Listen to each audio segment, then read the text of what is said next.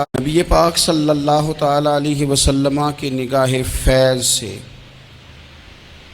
جن لوگوں کی تربیت ہوئی اور پھر انہوں نے اپنے علم سے، اپنی حکمت سے، اپنی دانائی سے اور اپنی بے پناہ جرت اور بہادری سے دنیا میں بہترین نمونہ چھوڑا، ان میں سے ایک بڑا نام حضرت مولا علی شیر خدا کا ہے۔ بالعموم ہم یہ دیکھتے ہیں کہ جو لوگ بہت زیادہ بہادر ہوتے ہیں نا، میدانوں کے ہوتے ہیں، لڑنے، جہاد کرنے، جد و جہد کرنے کا مزاج رکھتے ہیں، ان کا علم سے شغف نہیں ہوتا، پڑھنا لکھنا، دانائی کی بات کرنا، حکمت کی بات کرنا ان کا کام نہیں ہوتا، وہ تو میدان کے لوگ ہیں۔ اور جو لوگ کتاب کے، علم کے، اس معاملے کے ہوتے ہیں، ان میں کئی دفعہ ایسا ہوتا ہے اللہ ماشاءاللہ کہ وہ لوگ کتاب کے تو ہوتے ہیں، علم حکمت کے تو ہوتے ہیں، لیکن میدان کے اندر تلوار لے کے بنفس نفیس شامل ہونا ان کے بس کی بات نہیں ہوتی۔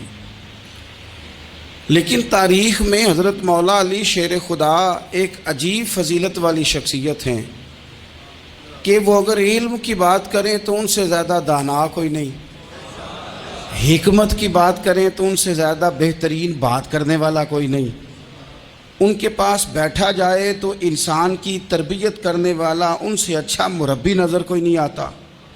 یہ ساری باتیں بھی مسلمہ ہیں، لیکن اگر وہ تلوار لے کے میدان میں نکل آئیں تو دیواریں ہلتی رہتی ہیں اور در کانپ جاتا ہے، اور علی کا نام سن کے اب بھی خیبر کانپ جاتا ہے۔ تو ایک تو حضرت علی شیر خدا رضی اللہ تعالیٰ عنہ کی زندگی میں یہ دو باتیں کہ علم، حکمت، دانائی، جذبہ، شوق جہاد کے لیے، اور پھر میدان کے اندر ثابت قدمی، اور تیسری بات جو بڑی متاثر کن ہے اور اپنی طرف کھینچتی ہے وہ یہ ہے کہ ان کی سادگی، ان کا عجز، ان کا خلوص، ان کا بالکل نارمل زندگی گزارنا، عام لوگوں کی طرح اپنے روزمرہ کے معاملات کو سر انجام دینا۔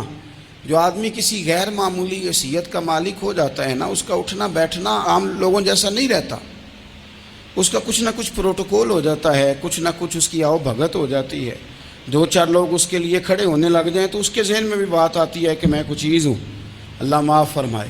لیکن بالکل ایک سادہ زندگی، عام لوگوں کے لیے دستور عمل، یہ تین باتیں بڑی متاثر کن ہیں۔ آپ دیکھیے، سب سے پہلے تو ایک بات سمجھیں، اللہ تعالیٰ نے قرآن مجید میں فرمایا کہ ان الذین آمنوا وعملوا الصالحات سیجعل لهم الرحمن ودا، فرمایا بے شک وہ لوگ جو ایمان لائے اور جنہوں نے نیک اعمال کیے، رحمان لوگوں کے دلوں میں ان کی محبت پیدا فرما دے گا۔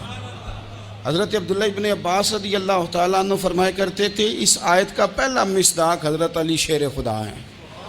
کیوں؟ اس لیے کہ حضرت علی شیر خدا فرماتے ہیں، بخاری مسلم میں فرماتے ہیں، مجھے قسم ہے اس ذات کی جس نے زمین چیر کے دانہ پیدا کیا ہے، مجھ سے رحمت عالم صلی اللہ علیہ وسلم نے وعدہ فرمایا کہ علی یاد رکھنا تم سے صرف مومن ہی پیار کرے گا، اور جس سینے میں تمہارا بغض ہوگا وہ سینہ مومن کا نہیں منافق کا ہوگا۔ تم سے مومن پیار کریں گے، مومنوں کے دلوں میں کشش ہوگی تمہارے لیے، ان کے سینے کشادہ ہوں گے تمہارے حق میں۔ حضرت مولا علی شیر خدا کی محبت، ان کا نام آئے تو دل ٹھنڈا ہو جائے، آنکھوں میں روشنی آئے، چہرہ روشن ہو جائے، تو معنی یہ ہے کہ ایمان مضبوط ہے دل میں۔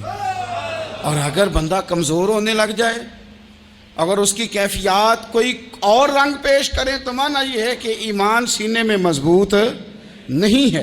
حضرت علی شیر خدا سے حضور کا جو قربت کا تعلق دیکھیں، کچھ لوگ ایسے ہوتے ہیں کہ جن سے قربت ہوتی ہے، آپ نے کبھی دیکھا ہے ہر بندے سے مل کے بندہ رو نہیں سکتا، ہر بندے کو دیکھ کے رونا آتا نہیں، لیکن کچھ لوگوں سے روح ملتی ہے نا کسی کی، تو ویسے کبھی وہ بندے مل جائیں نا، دل کرتا ہے تینوں سامنے بٹھا لاں تیر درد پرانے چھیڑاں۔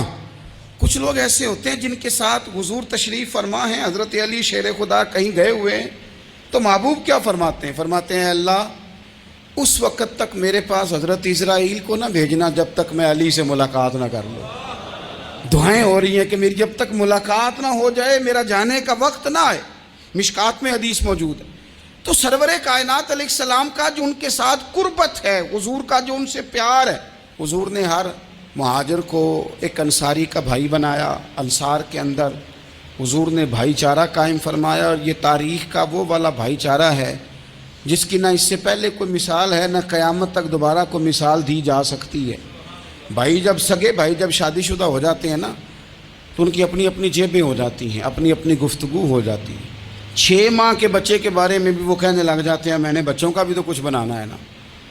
انہیں بالکل اب وہ چیزیں نظر آنی بند ہو جاتی ہیں جس میں والدین اور بہن بھائی شامل ہوتے ہیں. وہ کہتے ہیں میرے بھی تو بچے ہیں.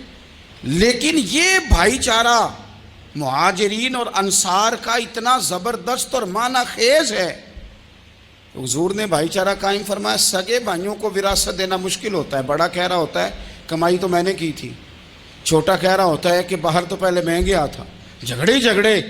لیکن یہ تاریخ اسلامی کا وہ بھائی چارہ ہے کہ جن میں برادری، قبیلہ، رنگ، نسل، علاقہ ایک نہیں، پر ہزاروں قومیں وجود میں آئیں. دہر میں خشک و تر کے رشتے سے ہم نے بنیاد دوستی رکھی، یاد خیر البشر کے رشتے سے.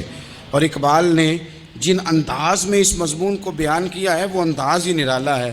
اقبال فرماتے ہیں خاص ہے ترکیب میں قوم رسول ہاشم کا تھا. جد و جہد کی تھی، گھر بار چھوڑے تھے.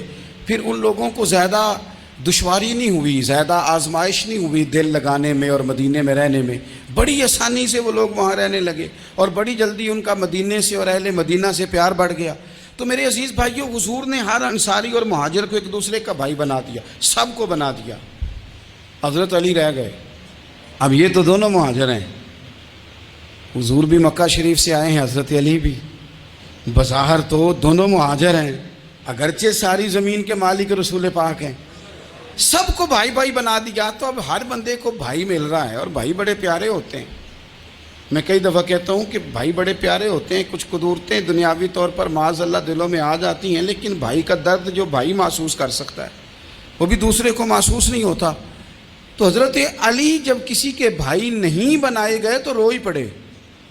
اتنے دلیر بندے تھے، پر بھائی کی ضرورت بندہ اتنی محسوس کرتا ہے، اس کو بھائی سے لگاؤ اتنا زیادہ ہوتا ہے کہ مولا علی رو پڑے. مشکات میں موجود روئے. حضور نے فرمایا کیوں روتے ہو؟ عرض کی حضور آپ نے سب کو ایک دوسرے کا بھائی بنایا ہے، میں رہ ہی گیا ہوں، مجھے کسی کا بھائی نہیں بنایا. اب وہ آنسوؤں میں لپٹی ہوئی وہ بات حضرت علی نے عرض کی تو محبوب نے فرمایا علی انت اخی فی الدنیا والآخرہ.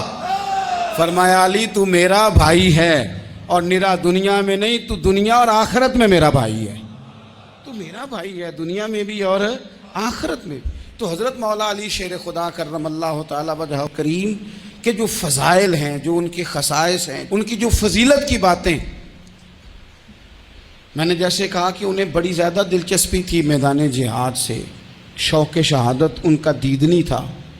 ایک موقع پر نبی پاک صلی اللہ تعالیٰ علیہ وسلم نے ارادہ فرمایا کہ حضرت علی کو اپنا نائب بنا کے مدینہ منورہ میں چھوڑ کے جایا جائے. محبوب کریم علیہ السلام جب بھی تشریف لے جاتے تھے تو کسی ایک کو نائب بنا کر مدینہ منورہ میں چھوڑ جاتے. حضرت عبداللہ ابن مختوم رضی اللہ تعالیٰ عنہ کو بھی ایک دفعہ حضور چھوڑ کے گئے. تو ایک جنگ کے موقع پر محبوب نے حضرت علی شیر خدا سے کہا کہ آپ کو میں اپنا نائب بنا کے یہاں چھوڑ کے جاتا ہوں. یہاں لوگ جان چھڑاتے ہیں، کام کا جب وقت آتا ہے، میدان میں نکلنے کا وقت آتا ہے تو جان چھڑاتے ہیں، اور وہ کہتے ہیں کہ باقی سارے کام لے لو، جب وقت مشکل آئے تو پھر ہمیں کام نہ بتاؤ.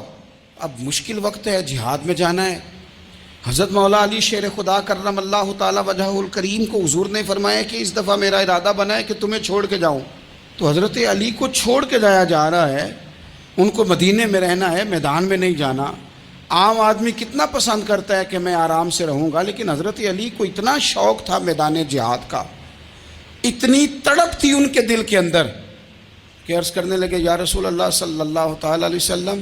رو پڑے، کہنے لگے حضور ساری دنیا میدان میں جہاد کرے گی اور میں یہاں عورتوں اور بچوں کے پاس رہوں گا، میں یہاں عورتوں اور بچوں کے بیچ وقت گزاروں. حضور مجھے لے کے جائیں.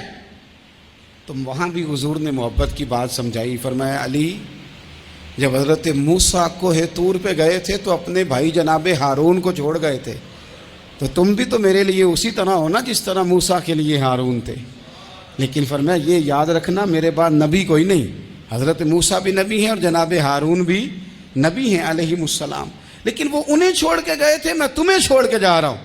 کہ ایک بات اپنے ذہن کے اندر بٹھانا کہ میرے بعد کوئی نبی نہیں آئے گا.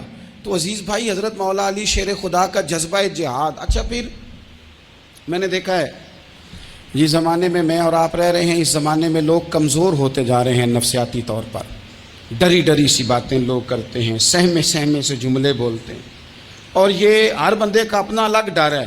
دانشوروں نے لکھا ہے کہ غریب آدمی کا ڈر تھوڑا ہوتا ہے اور جو اونچے عہدے پہ چلا جائے اس کا ڈر, یعنی زیادہ ہاتھ اپوزیشن کے نہیں بندے ہوتے, حکومت کے بندے ہوئے ہوتے ہیں.